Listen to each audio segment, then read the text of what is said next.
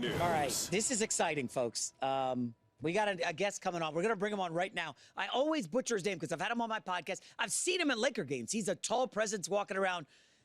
Jovan Buha from The Athletic, Lakers reporter. Sorry to butcher the name, buddy. Great to see you. This guy, he's phenomenal covering the Lakers. And obviously, it's a great time to be a Lakers fan.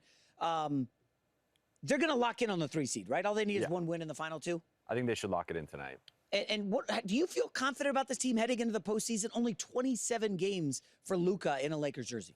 I do. I think they're the second best team in the West right now. The only team I would consider taking over them would be Oklahoma City, just due to the dominant season that they've had, them having home court in that matchup. The Lakers have struggled at times on the road. But right now, you look at what they've done post-Luka, the offense is finally coming together. It was really the defense carrying them in those early few weeks. But I think they look really good. And I mean, they were up by 1 against OKC in the second matchup right before Luka egregiously got tossed in a tech that was. So were you were in the arena for that? I was there, yeah. Okay, so that meatball stands up. He's yelling at Luka, but the ref was right in the line. It was like wrong place, wrong time for Luka. Of just he looked back at the fan, and the ref was like running right by the fan at that time. So I think the ref thought he was talking to him, but he had also picked up a tech earlier. That was not a great tech. Arguing on Jared Vanderbilt's behalf. So. I mean, I don't think he's the easiest player to ref, let's say, right? But you gotta, at that point, I think, just say, like, my bad and rescind it. Right. But, it was too late. They did rescind it after the game. They did rescind it, but in the moment, all the players immediately reacted like, no, he was talking to the fan, because he's had a back and forth with that fan going back to the last postseason. Yeah, so. when he torched the Mavs. Yeah, it was awesome. Or when he was with the Mavs torching OKC. Yeah. All right, let me turn back the clock a little bit. So, February, you get word that the trade has happened, AD for Luka. I need just your initial read. Were you like laying in bed going, like what was going down when you heard it? And talk to me about that. I was at Madison Square Garden, so because that was a late game because it was a 8:30 p.m. Eastern time game. So we cleared the locker room a little after like 11. And it was one of the Lakers' best wins of the season. They won in New York without Anthony Davis. That was one of their first big wins with this centerless group that they've been going with. So Max Christie, who ended up getting traded, had a really good game. And then there was the viral clip of, like, as he's talking to us, they take down his nameplate. And it was completely coincidental of the timing, but it was kind of indicative of what was about to happen. But LeBron, remember, he almost had, I think, 40 that game, and they looked really good. Yeah. It was like one of their best wins of the season. And then less than an hour after we cleared the locker room, the trade happens, and there was only 4 of us in the Knicks press room at that time, and someone just yelled out, the Lakers just got Luka, and none of us believed it. And so we immediately start like texting people, and no one's believing it. Yeah. And then all of a sudden, Shams puts out his follow-up of this is real, and then we all start like scrambling, and it's just a mad dash, and we're going around the arena calling people, texting people, and Knicks security is like, no, you can't go here, you can't go there. So it was a wild night. I stayed up. At that point, it dropped like 12:15 a.m. Eastern time. I was up till 7. Whoa. Writing. Then I did my podcast, went live. Yeah. So it was a crazy night. Wow. So a lot of people think LeBron was involved in this, but I don't know. Everything I've heard is he was not involved at all. I don't even think he got a heads up. What do you know about that?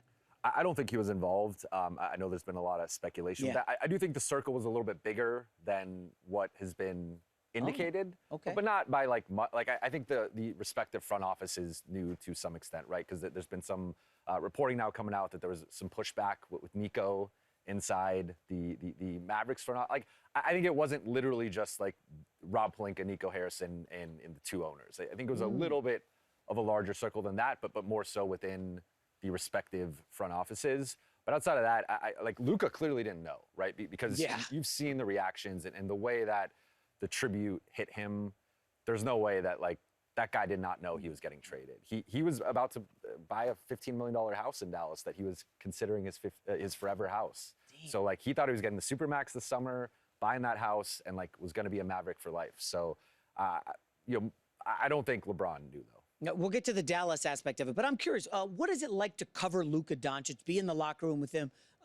He's good in interviews, the English is fine, but I know he's combative on the court and gets like, in with the refs, other players, but what's it like covering him on a daily basis? I would call him stoic and jovial.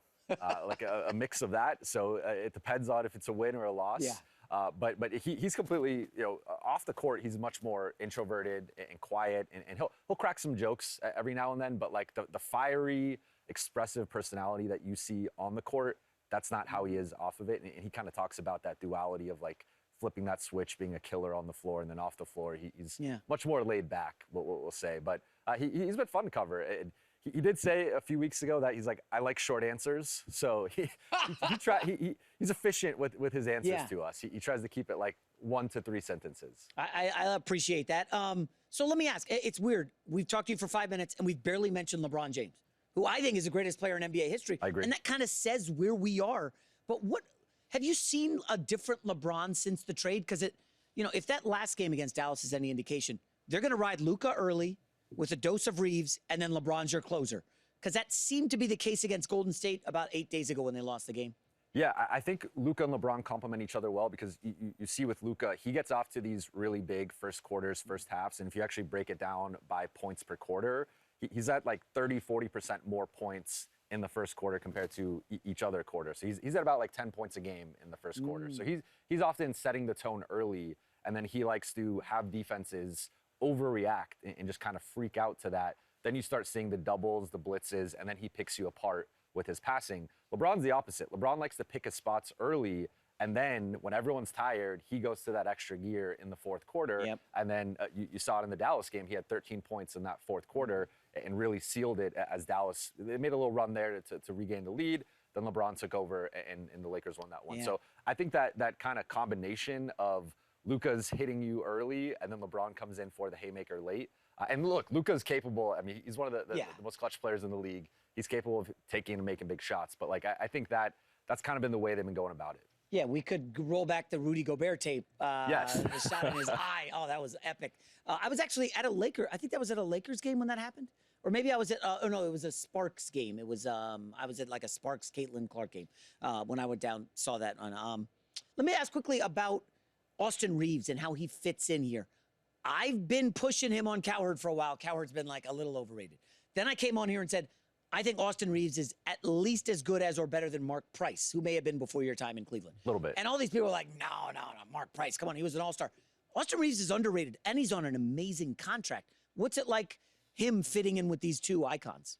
It's been incredible, because on paper, you thought that Austin would have to take a bit of a step back, because since the D'Angelo Russell trade, he has really amped up his usage, his efficiency, his production. And at the first few games, there were some growing pains there where he had a lot of turnovers. He struggled against some more athletic backcourts. But from that point on, of like early January, he's been playing at an all-star level. And really looking at the last 15, he's 25, 5, and 5 with like efficient shooting. So it's been interesting to see, like, with Luka coming, things have actually increased for Austin in terms of his role in his usage, his field goal attempts, and all that. So I think it's actually been LeBron who's taken a little bit more of a step back and been playing a little bit more off the ball.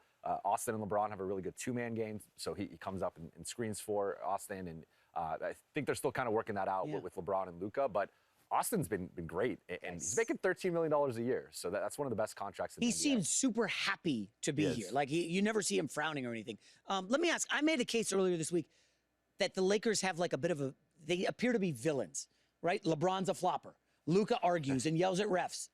And then there's just the Laker narrative, who we hate the Lakers, and they get gifted Luka Doncic. And it feels like going into the playoffs, we know he's got beef with Dylan Brooks, Desmond Bane, Draymond Green. Every team has had like their moments with these Lakers. Beef with everybody. Do you think they are kind of the villains of the league?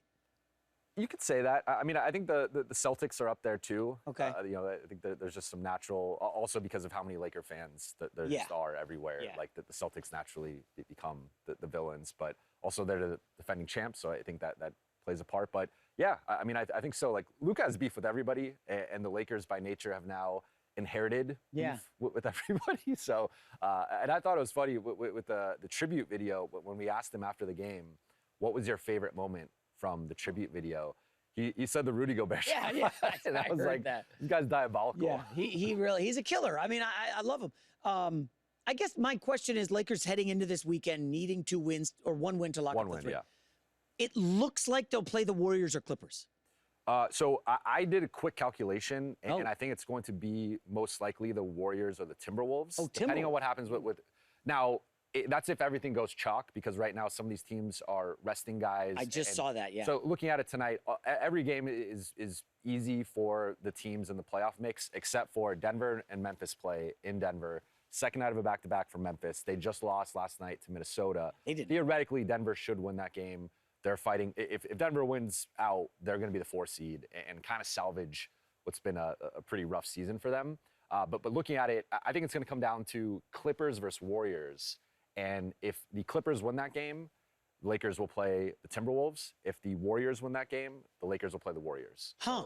Who scares you more? Well, that's tough for me to ask you, but who do you think is a tougher matchup for the Lakers, Warriors, or Timberwolves? Warriors. I think that the Warriors are. I mean, we just saw them beat the Lakers, so there's some recency bias there with that. But I just think their switching scheme, the Lakers' offense has gummed up at times against switching schemes. I think Draymond at the 5 is a look where they've really picked on big men lately. I think one of the most encouraging things for the Lakers is they've gone up against Memphis and Houston and OKC and now just Dallas, some of the biggest teams in the West, and they've been able to play their double big lineups off the floor because Luka and Austin and LeBron can go mismatch hunting. You can't do that as much against Golden State because it's not a mismatch against Draymond Green. So I think them with their motion offense as well, that can give the Lakers some problems. They like to play fast. They get out in transition. They're constantly moving and cutting. I think between those two, Golden State's the tougher one. Now, Minnesota did take down Denver last year. Anthony Edwards was amazing. They did have Towns, but I think he got benched in there. Minnesota seems limited offensively, but defensively, they could throw McDaniels, right? And Gobert protecting the rim. That could be a problem for the Lakers. Well, Luka versus Gobert, yeah, we've seen he that wants movie him. before. He wants that. But I'm with you. I think on paper, Minnesota has all of the traits of a team that you think would give the Lakers problems. They got the size, they got perimeter defense, and they got the apex superstar in Anthony Edwards, who we've seen can rise to the moment. However, to your point, I think you can double and blitz and really force the ball out of Ant's hands. And then it's like Julius Randle, Naz Reid, Jaden McDaniels. Like, I like those guys to an extent, but as the number 2 option in a playoff series against the Lakers, like I think the Lakers would have 3 of the 4 best players on the court in that series. Yeah, I had a hot take against the Thunder. I think the Lakers have 3 of the 4 best players. I'm sorry, I go Austin Reaves make that case. over J-Dub. I mean, I would probably go J-Dub, but if Austin outplayed him, I wouldn't be like shocked by that. You think the Lakers are worried about J-Dub heading into a playoff series? No. They're not afraid of OKC. No one's, to be completely honest. Here we go. If you talk to NBA players, they're not afraid of OKC. Yeah. What do you make of the whole free throw merchant stuff? I'm sure you've heard it. I'm sure SGA's heard it. Yeah, I don't. That I think is a little bit overblown. Oh, okay. Because even that I thought he had a good first game against the Lakers. Like they held him to a relatively inefficient night. No free throws, but even within that, I thought he still got to his spots and was pretty productive in that game. So I think it's a little overblown. It is an element, but I think Shea's really good. Yeah, he's obviously top 2. Do you have an MVP vote? I do. Will you give it to Shea or Joker? It's going down to the wire for me. I am leaning Joker. Oh, there we go. I don't think he's going to win. I think Shea's going to win. But yeah. I think it's we do this thing where like it reminds me of LeBron in his prime, where he would have the best numbers and his team would be really good. And then we would talk ourselves into another player where it's Derrick Rose. Jokic's numbers are the best and his team is really good. Yeah. And is it as good as it was last season or maybe in previous seasons? No. I also think you could look at like the bench and some of the roster decisions they've made. And clearly the coaching situation was not where it should have been, at least based on the locker room reaction. So I don't want to overcomplicate it. Like if you polled all 30 GMs, at least 27 would say Jokic is the best player. Yeah, I totally agree.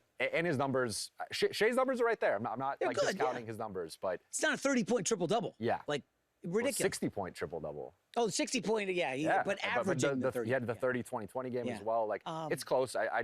I default to the guy who I think is the best. While we're on the Nuggets, anything on Michael Malone? I mean, did that shock you or? The timing shocked me. Not like it had been the worst kept secret in the NBA that Malone and Booth had some beef now going for a couple years. So that didn't shock me. But the timing of it to fire your coach 3 games left in the regular season and your GM, that very. So are they less dangerous or more dangerous now? Because they're going to look different. They did the other night, playing starting Pickett, Westbrook a lot fewer minutes. A lot fewer minutes. I mean, Honestly, I think if you play Westbrook less, they get a bit more dangerous. Yeah. I think Jamal Murray's the wild card there, but with his health and whether he's going to be back for the first round series. But depending on how things shake out, it's looking like they can lock up the 4 seed. And if they lock up the 4 seed, I would likely favor them in round 1. Problem is then round 2, you get OKC, who they didn't match up with as well last year. I think it's been a little bit of a better matchup this year, but I would favor OKC. All right, last one. So the whole Lakers Thunder thing is fascinating to me. I don't know how much you look at the gambling odds. OKC to win the West is like minus 150, right? The Lakers are like plus 600. And that disconnect to me is crazy because the numbers, regular season numbers, OKC is awesome, but the eye test and knowing Luka and LeBron, I'm like, I like the Lakers in that series. I'm curious, would you, like down the stretch of games, we know the Lakers are going to have 4 awesome guys on the court, right? And maybe the 5th is like whoever's hot. Gabe Vincent one day, maybe Goodwin, whatever. I don't know what OKC does down the stretch. Who are their 5 core guys? Because they can't play the 2 bigs against the Lakers. You're not going 2 bigs. You're probably going Shea, Dort, J-Dub, Chet, and then that 5th guy might be a rotating. But between is that enough shooting? Jason Wallace or Isaiah Joe, Aaron Wiggins, something like Kenrich. Like, what about Caruso? You spent all this money on Caruso. Could be the other guy. I think there could be some spacing concerns a little bit, but you know, Caruso is one of the best perimeter guys. He's good. I would assume it's probably Wallace, but Wallace or Caruso. Yeah, that's a good call. But yeah, for the Lakers, like I think their closing lineup is going to be DFS, Rui, LeBron, Austin, and Luka. That lineup has been crushing it on both sides. Oh, of the DFS, ball. like And I don't know how you match up with it because the way they're able to space you out, and they can pick and pop with Rui or DFS, have the other guy in the corner, and they could obviously run 2 or 3 man actions with Luka, LeBron, and Austin. It's basically unguardable. And then defensively, those lineups have been really, really good. And you saw it against AD. They took AD out of that game. Totally. At 13 points. So they're doubling and swarming and like. Are they kind of built like the Celtics? A lot of length and wings? A little bit. I could see it. I mean, I think obviously Boston's got like half of Team USA on their team. So it's a little different. But I think that's the team to me that like is the toughest matchup for the Lakers because they can switch and they have so much perimeter athleticism, length, and defense that obviously like, you know, they're the defending champs for a reason. But that'd be a fun finals. Certainly. All right, Jovan Buha, amazing stuff covering the game tonight, I guess. I will be there. Lakers Rockets. Say hi to him. He's a nice guy. Walks around the concourse. I've seen him out there. Great stuff. Coming up next year on the show, my AFC play.